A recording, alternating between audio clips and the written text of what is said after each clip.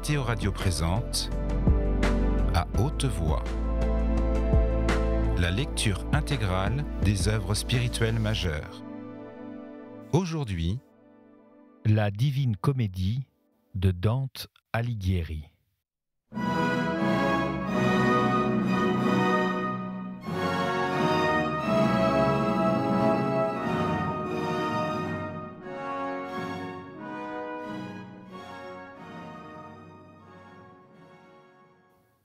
Chant 29e.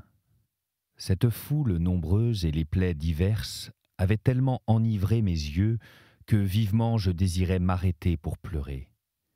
Mais Virgile me dit « Que regardes-tu ?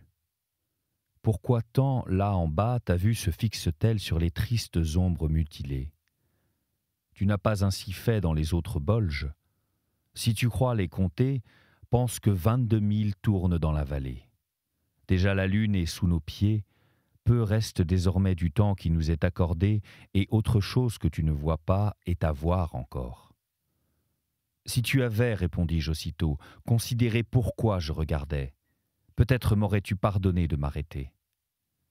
Cependant il s'en allait, et derrière lui j'allais, ainsi répondant au guide et ajoutant « Dans cette cave où si attaché je tenais mes yeux, je crois qu'un esprit de mon sang pleure la faute, qui là coûte si cher. » Lors le maître dit « Ne fatigue point de lui plus longtemps ta pensée.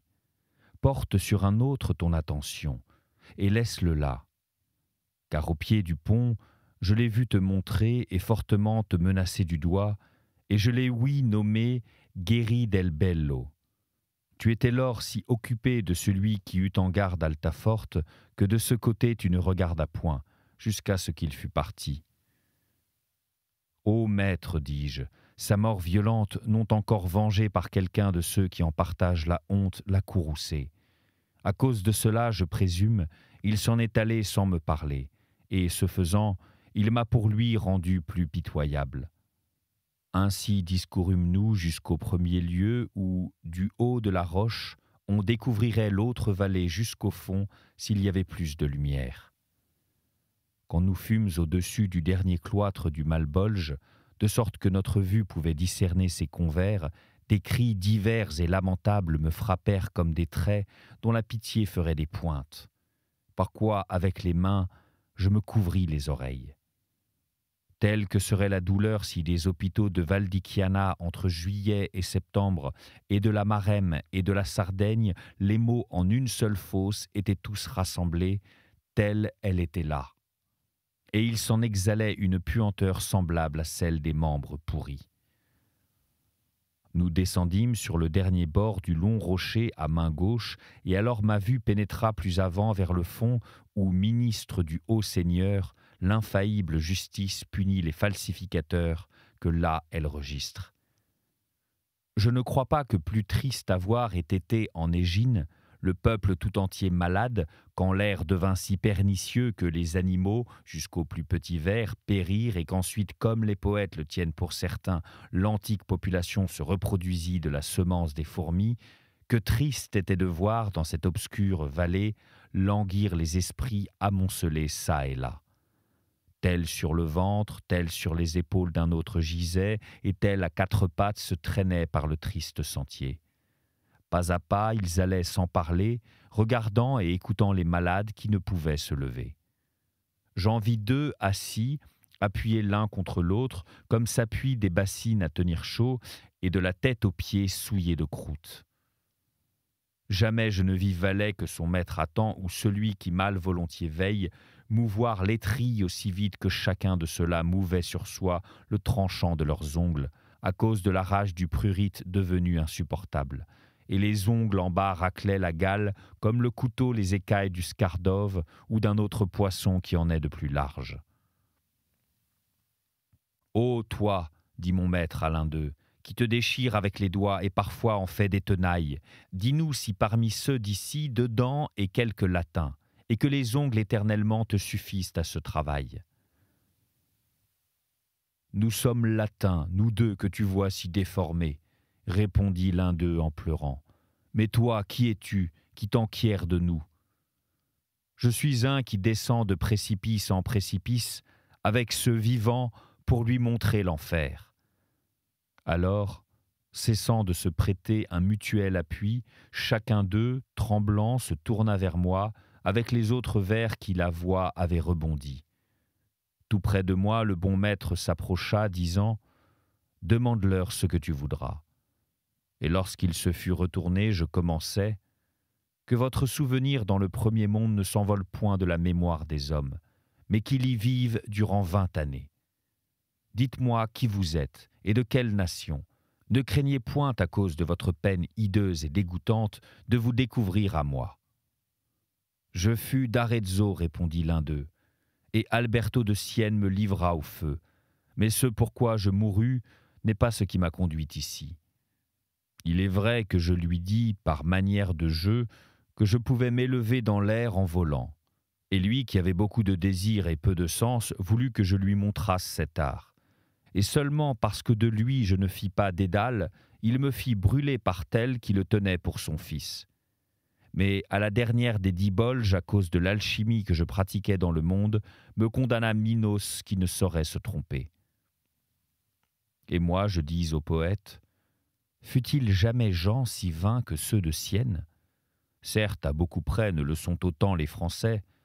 Sur quoi l'autre lépreux qui m'entendit répondit à mon dire, exceptes-en Strica, qui sut modérer ses dépenses, et Nicolo qui le premier inventa la riche coutume du girofle dans le jardin, où une pareille semence aisément prend racine. Et excepte encore la bande, parmi laquelle Caccia d'Assiano dissipa vignes et bois, et l'Abaliato montra ce qu'il avait de sens. Mais pour que tu saches qui est celui qui ainsi contre les Siennois te seconde, aiguise ta vue de façon que mon visage clairement te réponde. Tu verras que je suis l'ombre de Capocchio, qui par alchimie falsifiait les métaux, et, si bien je le remets, tu dois te souvenir combien de la nature je fus bon singe.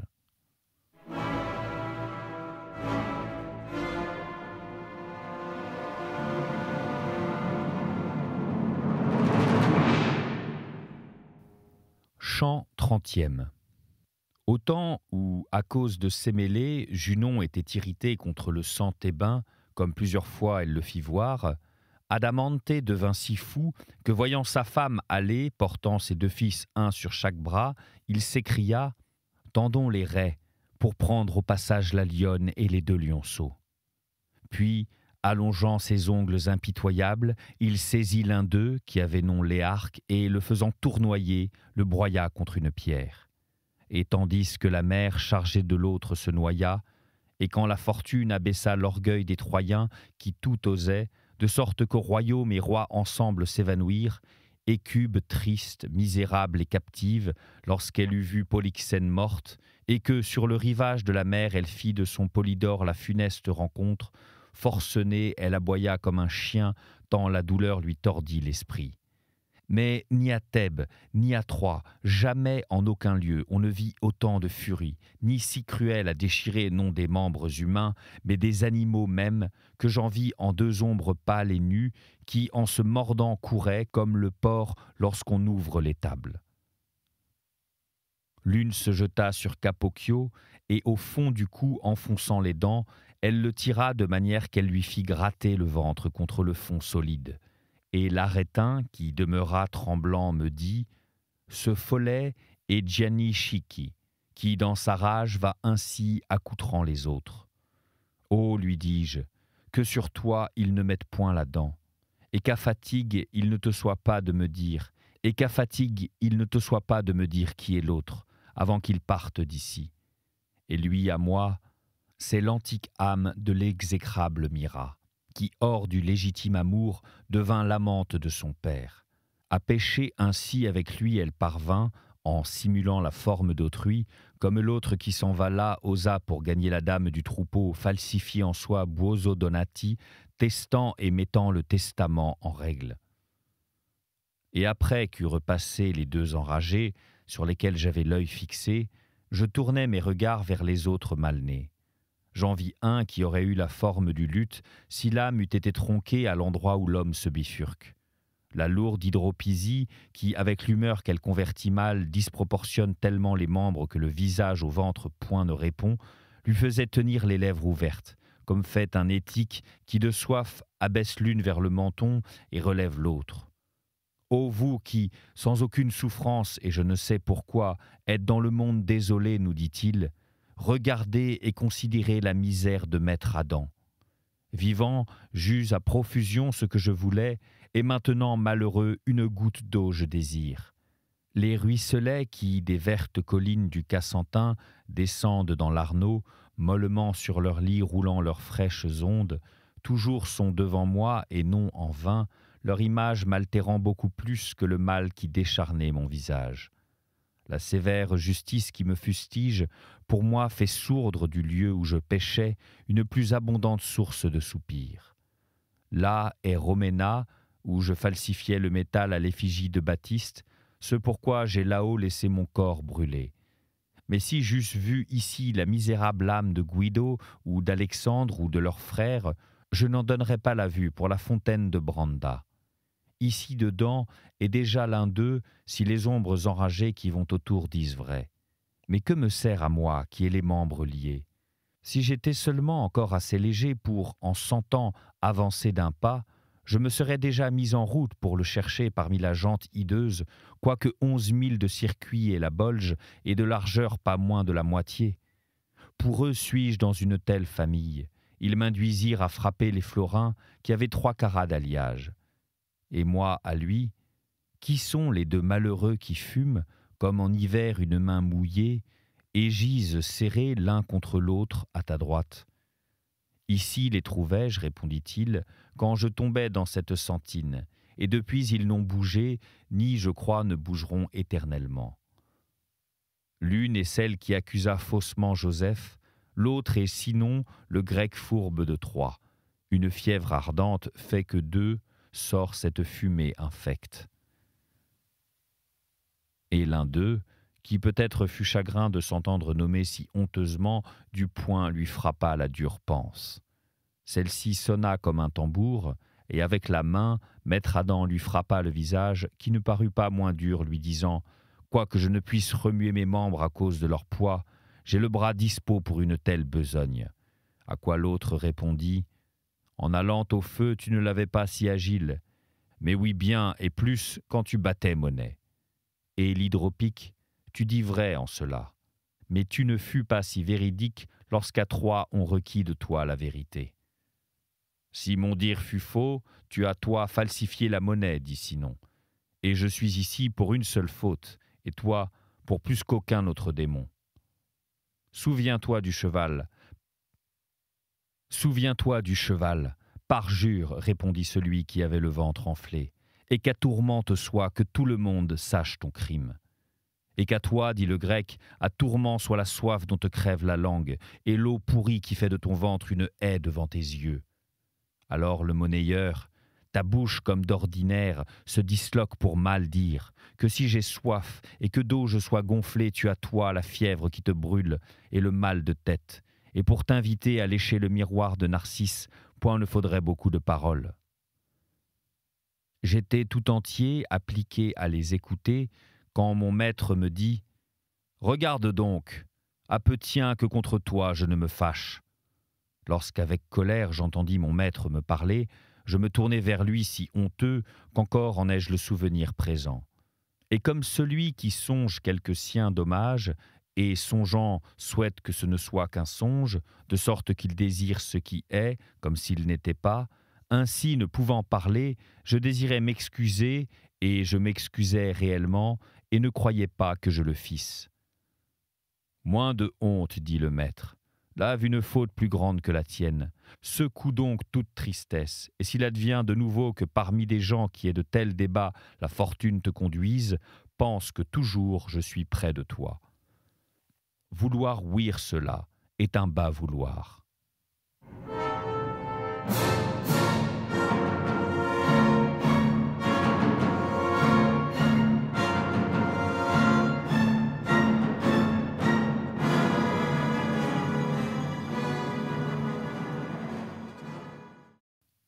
Chant 31e. Une même langue d'abord me mordit, de manière que rougirent l'une et l'autre joue, et ensuite m'appliqua le remède, ainsi ai-je ouï dire que la lance d'Achille et de son père, tour à tour, était cause de tristesse et de joie. Nous tournâmes le dos à ce val de misère, traversant en silence par-dessus la berge qui tout autour le ceint. Là, il n'était ni nuit ni jour, de seul que peu avant s'étendait la vue. Mais j'entendis un cor sonner si fortement que le bruit du tonnerre il aurait étouffé. Et à l'encontre du son, je dirigeais mes regards vers le lieu d'où il venait. Après la déroute douloureuse, quand de Charlemagne fut ruinée la sainte entreprise, si terriblement ne sonna pas Roland. À peine de ce côté eus-je tourné la tête, qu'il me sembla voir plusieurs hautes tours sur quoi, « Maître, dis-je, quelle terre est-ce là ?» Et lui à moi, « Parce que trop d'espace parcourt la vue à travers les ténèbres, tu te méprends ensuite en ce que tu imagines. Si tu approches, tu verras combien les sens nous trompent de loin. Cependant, hâte-toi un peu plus. » Puis, affectueusement, il me prit par la main et dit, « Avant que plus près nous soyons, pour que le fait te paraisse moins étrange, sache que ce ne sont point des tours, mais des géants, et autour de la berge, tous sont dans le puits du nombril en bas. Comme, lorsque le brouillard se dissipe, le regard peu à peu distingue ce que scellait la vapeur qui trouble l'atmosphère, ainsi, perçant l'air épais et obscur et m'approchant de plus en plus du bord, l'erreur fuit de moi et en moi s'augmenta la peur.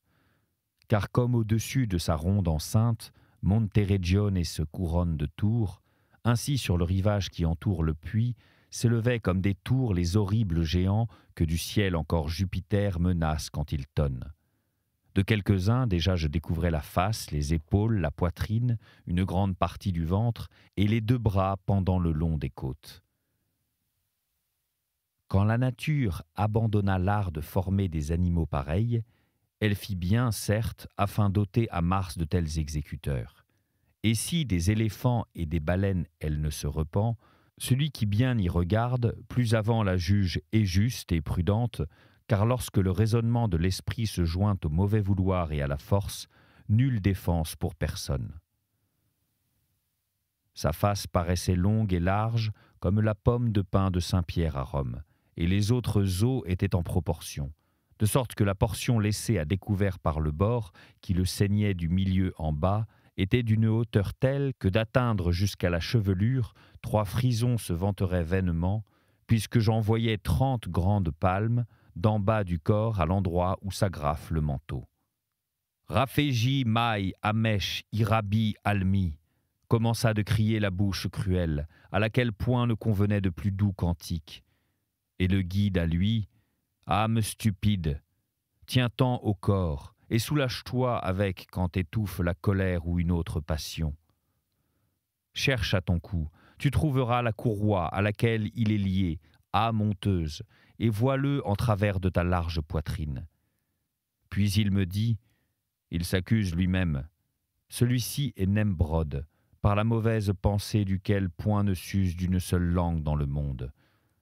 Laissons-le là, et ne parlons pas en vain, car à lui tout langage est ce qu'aux autres est le sien que nul ne connaît. » Nous poursuivîmes donc notre voyage, tournant à gauche, et à un trait d'arbalète, nous en trouvâmes un autre beaucoup plus farouche et plus grand. Quel fut le maître qui le ceignit, je ne saurais le dire. Mais le bras gauche derrière et le droit devant, il l'avait ceint d'une chaîne qui le tenait lié du cou en bas, autour du corps à découvert, se repliant 5 fois. Ce superbe voulut essayer sa force contre le grand Jupiter, dit mon guide. Et il en a ce qu'il méritait. Son nom était Éphialtès, et il fit son épreuve quand les géants effrayèrent les dieux. Les bras qu'il agita, plus jamais ne se mouvront. Et moi, à lui, s'il se peut, je voudrais que mes yeux vissent l'énorme Briarée. Il me répondit, « Près d'ici, tu verras hanté. Il parle et n'est pas lié et nous portera dans le fond de tout mal. Celui que tu veux voir est là plus loin. Il est lié comme celui-ci et lui ressemble excepté que de visage il paraît plus féroce. Jamais ne fut de tremblement de terre si terrible, ni qui secoua si fortement une tour, que soudainement Éphialtès se secoua. Plus que jamais je craignis la mort, et jamais n'eût-elle été à craindre si je n'avais vu les liens. Nous avançâmes et vînmes à Anté, qui bien de 5 bras sans la tête s'élevait au-dessus de la caverne. Ô toi qui, dans la vallée fortunée à laquelle Scipion acquit un héritage de gloire, lorsqu'Hannibal fuit avec les siens, apporta un butin plus de 1000 lions, toi de qui l'on paraît croire encore que si, avec tes frères, tu eusses été à la haute guerre, les fils de la terre auraient vaincu, porte-nous en bas, et qu'à dégoût cela ne te soit pas, là où le froid durcit le cocyte. Ne nous oblige point d'aller à Titius ou à Typhus. Celui-ci peut donner ce qu'ici l'on désire. Baisse-toi donc, et ne détourne point la tête. Il peut renouveler ton souvenir dans le monde, car il vit et attend une vie longue encore, si la grâce avant le temps ne l'appelle à soi. Ainsi dit le maître, et celui-là, en hâte vers mon guide qu'elle saisire, étendit les mains dont Hercule sentit la forte étreinte. Virgile, lorsqu'il se sentit saisir, me dit « Approche-toi, que je te prenne ». Puis il fit en sorte que lui et moi ne fussions qu'un seul fait. Tel que la Carissenda, à qui la regarde dessous le côté où elle incline paraît quand un nuage passe sur elle penché en sens contraire, tel me parut Anté. J'attendais de le voir incliné, et il y eut un tel moment où j'aurais voulu aller par un autre chemin. Mais légèrement, au fond qui dévore Lucifer et Judas, il nous déposa. Et ainsi baissé, il ne resta point, mais comme le mât d'un navire, il se releva.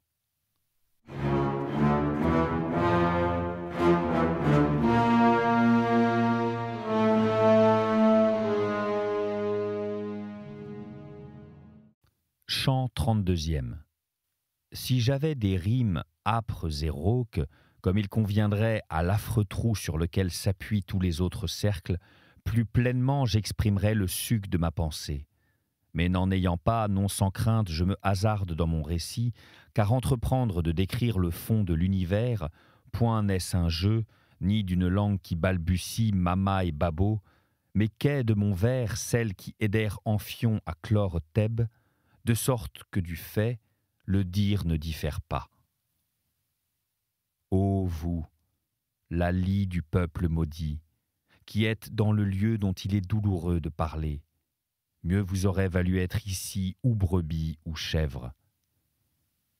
Lorsque nous fûmes dans le sombre puits, plus bas de beaucoup que les pieds du géant, et lorsqu'encore je regardais les hautes murailles, j'entendis qu'on me disait « Prends garde comment tu passes, et à ne point fouler les têtes des pauvres misérables frères. » M'étant retourné, je vis devant moi, au-dessous de mes pieds, un lac qui, à cause du gel, ressemblait plus à du verre qu'à de l'eau. Ni le Danube chez les Autrichiens, ni le Tanaïs sous le froid ciel ne cachent en hiver leur cours sous un voile aussi épais qu'épaisse était la croûte de ce lac. Dessus serait tombé le Tamberniki ou le Pietrapana, que les bords même n'auraient pas craqué. Et comme pour coasser se tient la grenouille le museau hors de l'eau, alors que souvent la villageoise songe qu'elle glane, livide jusque-là où se peint la honte, étaient les ombres dolentes dans la glace, claquant des dents comme craquettent les cigognes. Chacune tenait le visage baissé, la bouche du froid et les yeux de la tristesse du cœur en elle rendent témoignage. Après qu'autour mes regards eurent un peu erré, à mes pieds je les arrêtai. Et j'en vis deux tellement serrés que se mêlaient les poils de la tête. Vous, dis-je, dont les poitrines tant s'étreignent, dites-moi qui vous êtes. Ceux-ci ployèrent leurs cous, et après que sur moi ils eurent levé la vue, leurs yeux, auparavant seulement en dedans, dégoûtèrent sur les lèvres, et la gelée, durcissant les larmes entre les paupières, les referma. Jamais bande de fer ne lia si fortement bois à bois, par quoi, comme deux boucs, ils se cassèrent, si emportés furent-ils de colère. Et un autre, qui par le froid avait perdu les deux oreilles, la face baissée, dit « Pourquoi tant nous regardes-tu ? Si tu veux savoir qui sont ces deux, La vallée que descend le Bisenzio appartient à leur père Alberto et à eux. Ils sortirent d'un même corps, et toute la Caïna tu pourras fouiller sans y trouver d'ombre plus digne d'être plongée dans la gélatine. Non pas même celui de qui la main d'Artus perça d'un seul coup la poitrine et l'ombre. Non pas même Focaccia, non pas même celui dont la tête m'encombre tellement qu'au-delà je ne vois rien et qu'on nomma Sassol Mascheroni. Si tu es Toscan, bien sais-tu maintenant qui il fut, et pour qu'en plus de discours point tu ne m'engages, sache que je suis Camiscione de Pazzi, et j'attends qu'ici Carlin me disculpe.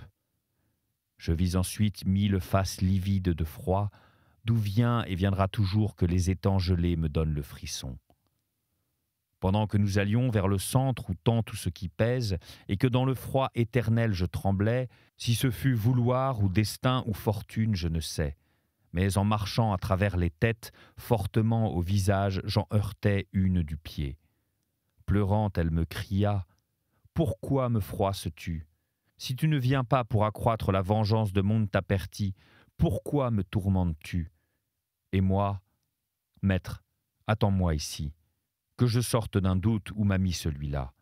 Puis tu me hâteras autant que tu voudras. » Le guide s'arrêta, et moi, je dis à ce damné qui violemment blasphémait encore « Qui es-tu, toi, qui ainsi réprimande autrui ? » « Et toi, qui es-tu, répondit-il, qui, à travers l'antenora, va heurtant les joues des autres, tellement que trop serait-ce si tu étais vivant. » « Vivant suis-je, ce fut ma réponse. Et si, à la renommée tu aspires, il pourrait te plaire que je joigne ton nom aux autres que j'ai notés. Et lui à moi, du contraire j'ai le désir, va-t'en d'ici, et ne me fatigue pas davantage. Mal sais-tu flatter dans cette fosse. » Alors je le pris par le chignon et dis « Il faudra que tu te nommes, ou que pas un poil ici dessus ne te reste. » Lors lui à moi, « Pourquoi me pèles-tu le crâne ? Je ne te dirai qui je suis, ni ne te l'indiquerai qu'en 1000 fois tu me foulerais la tête. » Je tenais déjà ses cheveux roulés dans ma main, et je lui en avais arraché plus d'une mèche, lui aboyant les yeux tournés en bas, lorsque qu'un autre cria « Qu'as-tu, Bocca ? Ne te suffit-il point de claquer des mâchoires si encore tu n'aboies ? Quel diable te touche ? À présent, dis-je, je ne veux plus que tu parles, méchant traître. À ta honte, je porterai de toi des nouvelles vraies. Va, répond-il, et compte ce que tu voudras. Mais si tu sors d'ici, ne te tais point de celui qui tout à l'heure a eu la langue si prompte. Il pleure ici l'argent des Français. J'ai vu, pourras-tu dire, de Douéra, là où les pêcheurs sont au frais. Si on te demande quels autres étaient là, tu as à côté de toi le Beccaria, à qui Florence coupa la gorge. Diana del Soldanier, je la crois là plus bas avec Ganelone et Tribadello, qui ouvrit Faenza pendant qu'on dormait. Nous avions déjà quitté celui-ci quand je vis dans un trou 2 gelées disposées de manière que l'une des têtes à l'autre servait de chapeau. Et comme l'affamé mange le pain, celui de dessus, dans l'autre enfonça les dents, là où le cerveau se joint à la nuque. Non autrement, Tidée dans sa fureur, rongea les tempes de Ménalippe que celui-ci rongeait et le crâne et ce qui est dedans. Ô toi, dis-je, qui par un acte si bestial montre ta haine contre celui que tu manges, dis-moi le pourquoi, à cette condition que, si de lui à raison tu te plains, sachant qui vous êtes et sa faute, dans le monde d'en haut encore je te le rende, si cette langue qui te parle ne sèche point. C'était À haute voix, une émission de KTO Radio. Aujourd'hui, La Divine Comédie de Dante Alighieri. Lecture, Fitzgerald Berton. Captation et réalisation, Gustave Schlicht et Thibaut Dagalier. Une émission disponible en podcast sur ktoradio.com et sur l'application KTO Radio.